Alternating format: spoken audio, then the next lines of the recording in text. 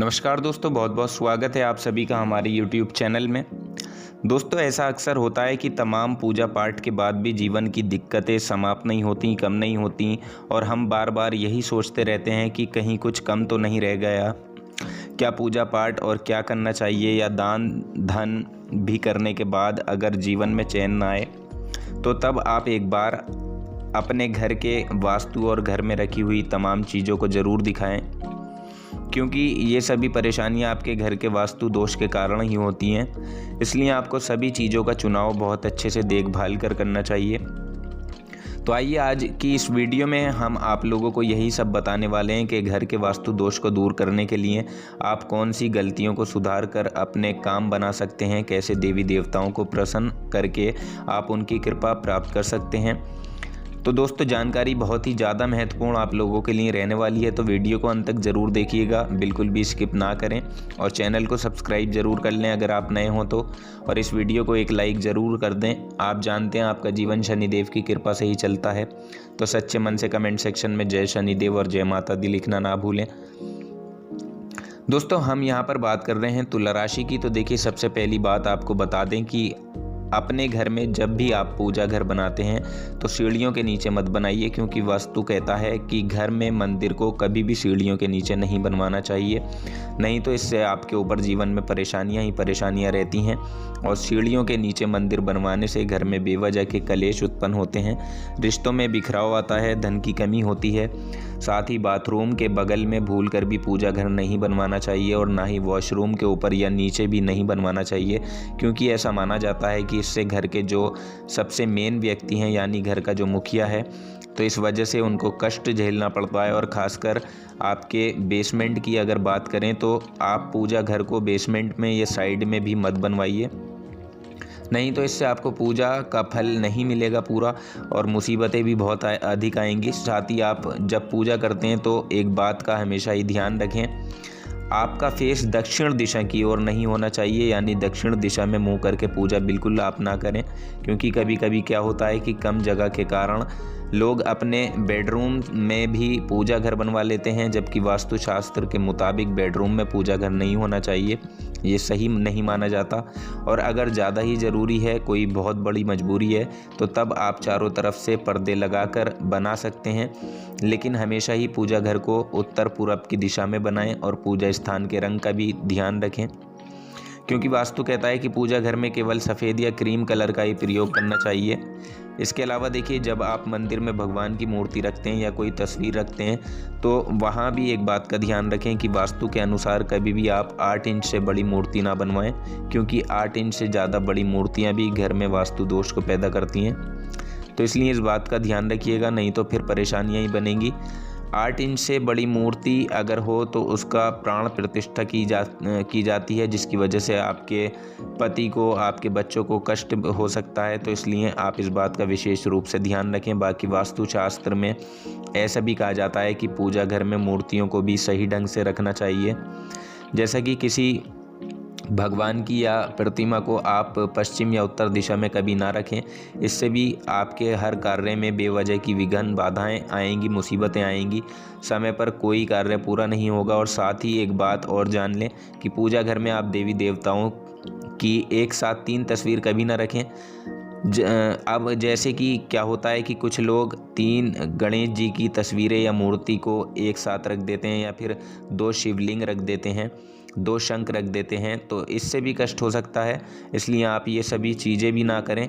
और यदि आपके घर में पहले से ही ये चीज़ें हैं तब क्या करेंगे, तो देखिए, तब आप वहाँ से जो फालतू मूर्तियाँ हैं उनको उठाकर पास के किसी मंदिर में रख सकते हैं, क्योंकि ये बहुत ज़रूरी है। नहीं तो आपका मन बेवजह परेशान रहेगा और धन संबंधित मुश्किलें बार बार आपको जीवन में झेलनी पड़ सकती हैं। इसके अलावा देखिए, एक और बात जान लें कि भगवान गणेश जी की तस्वीर या मूर्ति तो हर किसी के घर में होती है और माँ लक्ष्मी की भी होती है। तो भगवान श्री गणेश की जो मूर्ति होती है, तो गणेश जी की पीठ में दरिद्रता का निवास होता है। तो इसलिए गणेश जी की जो तस्वीर होती है उसको आप हमेशा ही इस तरीके से लगाया करें जिससे कि उनकी पीठ बाहर की तरफ हो, यानी इस तरह से गणेश जी की मूर्ति आप रखिएगा। इससे क्या होगा कि गरीबी आपके घर कभी भी भूल कर नहीं आएगी और बाहर निकल जाएगी, आप परेशानियों से बचे रहेंगे। और यदि आप बात करें माँ लक्ष्मी की तस्वीर की, तो दोस्तों माँ लक्ष्मी की तस्वीर या मूर्ति रखने का सबसे ज़्यादा विशेष ध्यान दिया जाता है, क्योंकि होता क्या है कि अगर आप घर में सही स्थान पर मूर्ति नहीं रखते, सही तरीके से नहीं रखते, तो फिर इससे धन की देवी माँ लक्ष्मी रुष्ट हो जाती हैं। इसलिए सबसे पहली बात यह है कि माँ लक्ष्मी की मूर्ति या तस्वीर आप अपने पूजा स्थान पर ज़रूर रखें, क्योंकि कई बार आप माँ लक्ष्मी की खड़ी प्रतिमा रख देते हैं तो इसका मतलब ये होता है कि माँ लक्ष्मी आई और खड़े ही चली गई, बैठी भी नहीं। और देखिए अब अगर माँ बैठेंगी नहीं तो धन की बारिश कैसे करेंगी। इसलिए पुराणों में भी कहा गया है कि माँ लक्ष्मी जो हैं वो चंचला होती हैं, जिसकी वजह से उनकी मूर्ति कभी भी खड़ी अवस्था में नहीं रखनी चाहिए, नहीं तो वो आपके घर में ज़्यादा देर नहीं टिकी रहेंगी, आपसे रुष्ट हो जाएंगी। तो इसलिए आप एक तो हमेशा गुलाबी कमल पर बैठी हुई माँ लक्ष्मी की तस्वीर को ही रखें। और इसके साथ ही देखिए माँ लक्ष्मी का वाहन जो कि उल्लू होता है, तो इसलिए उल्लू भी चंचल स्वभाव का है, तो देवी लक्ष्मी की मूर्ति आप कभी भी उल्लू पर बैठी हुई अवस्था में मत रखिएगा, नहीं तो इससे परेशानियाँ आपके जीवन में बढ़ सकती हैं। साथ ही माँ लक्ष्मी और गणेश जी की मूर्ति को रखने का भी सही तरीका है, तो चलिए वो भी जान लेते हैं। देखिए माँ लक्ष्मी की मूर्ति गणेश जी के साथ आप ज़रूर रख सकते हैं, लेकिन माँ लक्ष्मी के साथ साथ आप भगवान श्री हरि को भी रखें, नहीं तो इससे आपकी पूजा अधूरी मानी जा सकती है, अधूरी मानी जाएगी। और अब आपको बता दें कि कैसे रखेंगे। तो दोस्तों पहले आप श्री हरि को रखें, श्री हरि के बाएं साइड माँ लक्ष्मी को रखें और फिर माँ लक्ष्मी के बाएं तरफ गणेश जी को रखें। तो ये सही तरीका है मूर्तियों को रखने का। और यदि आप चाहें तो सरस्वती जी की तस्वीर भी छोटी सी रख सकते हैं, क्योंकि अगर आपके घर में बच्चे हैं, वो पढ़ाई करते हैं या आप खुद भी लिखा पढ़ी का काम करते हैं, तो इससे माँ सरस्वती की कृपा आपके ऊपर बरसेगी। तो भगवान गणेश जी और माँ लक्ष्मी को सिर्फ दिवाली के दिन ही चेंज करना चाहिए, बाकी दिनों में आप नहीं करें, इस बात का भी ध्यान रखें। इसके अलावा देखिए सुख समृद्धि लाने के लिए माँ लक्ष्मी और गणेश जी दोनों की प्रतिदिन पूजा एक साथ जरूर करें। और साथ ही माँ लक्ष्मी की मूर्ति को कभी भी दीवार से सटाकर आप मत रखिएगा, नहीं तो इससे भी बहुत बड़ा वास्तु दोष पैदा हो सकता है, क्योंकि कोई भी मूर्ति हो उसको दीवार से थोड़ी सी दूरी बनाकर ही रखनी चाहिए। वैसे भी देखिए देवी देवताओं की मूर्ति का सही दिशा में रखना भी ज़रूरी है, क्योंकि कई लोग क्या करते हैं कि अपने पूजा घर में माँ लक्ष्मी की एक से ज़्यादा तस्वीरें रख देते हैं।